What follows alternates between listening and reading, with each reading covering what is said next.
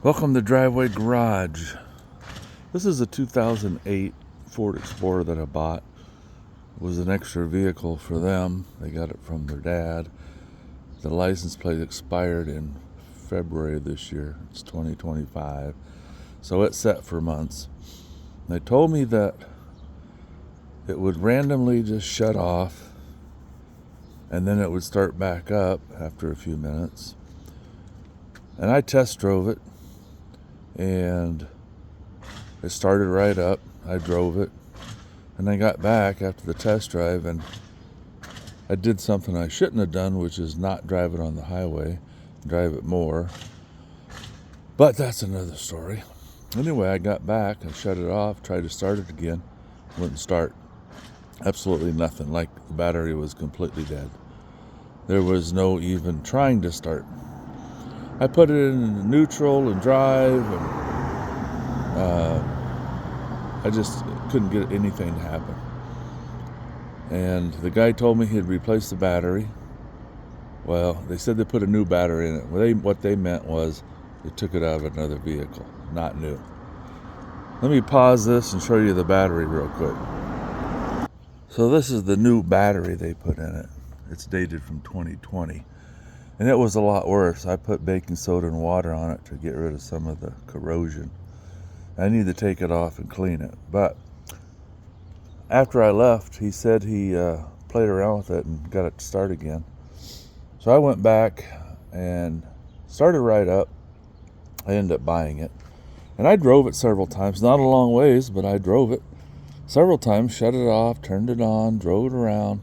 No issues at all.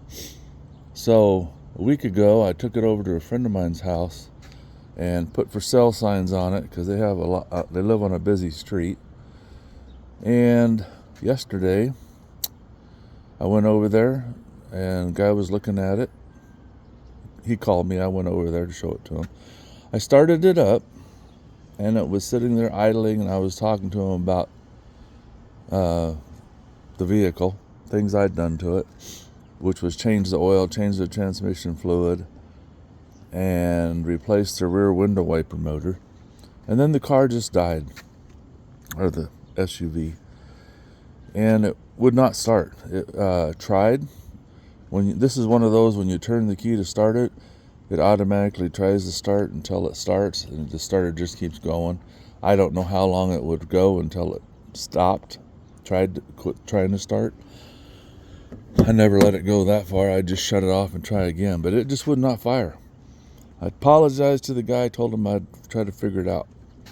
I went back over last night with my wife, had her take me over there in case I could get it started, bring it home. Same thing, it wouldn't start. I took my my scanner with me, and it had a bunch of codes, transmission codes, and just a whole bunch of codes, battery codes. I should have taken a picture. Well, I had all those codes up there because one of them might have been a hint to what was wrong with it. I didn't. I cleared all the codes, and there's still one code that you have to drive the car for a while for it to go away after it checks everything. And it started right up. I said, well, I'm going to take a chance, and I drove it home. So it sat here all night. I just came out, and I'm going to try to start it, and I have a feeling it will start. But I could be wrong. So let's hop in here and turn the key. And like I said, this is one of those, when you turn the key, it'll just try to start it. So let's see what happens. Yep. That's what happens most of the time. It just started right up. It starts, it idles up, goes back down to a lower idle, and it runs smooth. Now, I've watched a bunch of videos on this trying to figure it out because it's so random. And if you work on cars, you know that if it's not doing what it's doing, it's really hard to figure it out. Like, they thought it was the fuel pump or maybe the fuel filter. Well, it's running perfect. If for some reason the fuel pump just randomly decides to shut off, then it's going to be really hard to figure that out. There's a fuel pump relay in the back of the vehicle on the passenger side. Some people said it could be that. I just watched a video that he said his alternator wire, which is this one, comes off the alternator and it goes down underneath this area, pops back up someplace. I'm not even sure where. Maybe this is it here. Part of it. It's got to be going down there and then coming up, going to the battery. Part of it goes down to the starter. And that guy said his got worn down in here where it's near the engine. It got overheated and melted. This is probably part of it too, at least part of the wiring harness. So he took it out, put on, patched in the cable, got a longer piece, and brought it up over the motor. And that fixed his problem because the alternator was short out.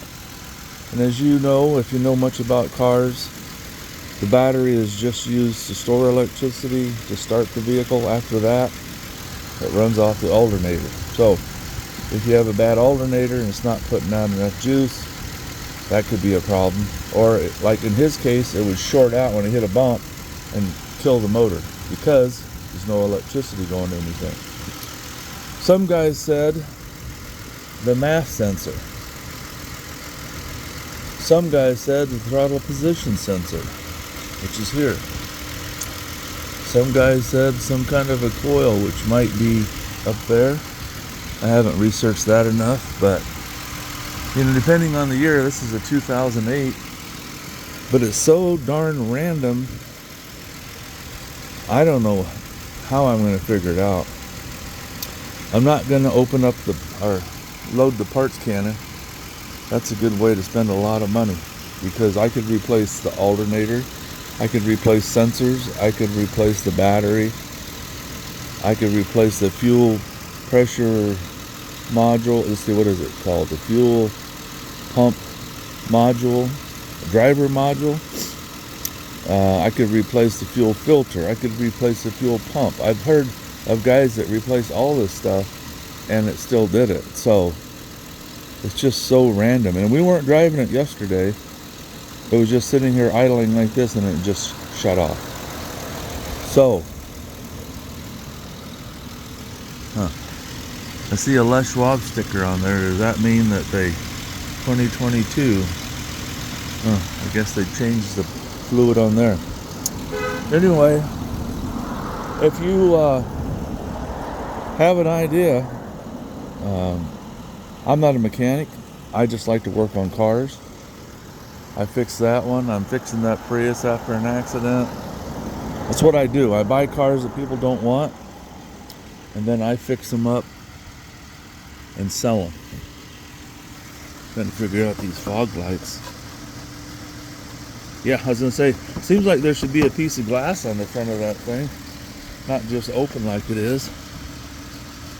Looks like it needs a couple fog lights. Anyway, if you got any ideas, put them down in the comment section because I'm just not sure which way to go.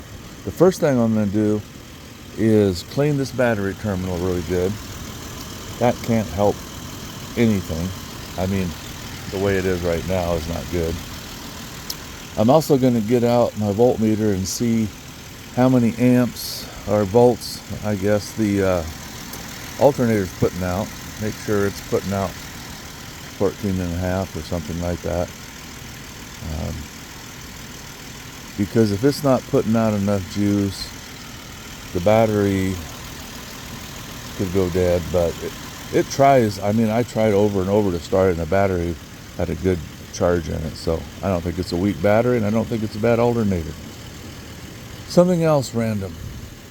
Got any ideas? Let me know. And if I come up with a solution, I will let you know. But here's the weird part too, is even if you fix it, when will you know that you fixed it? A week?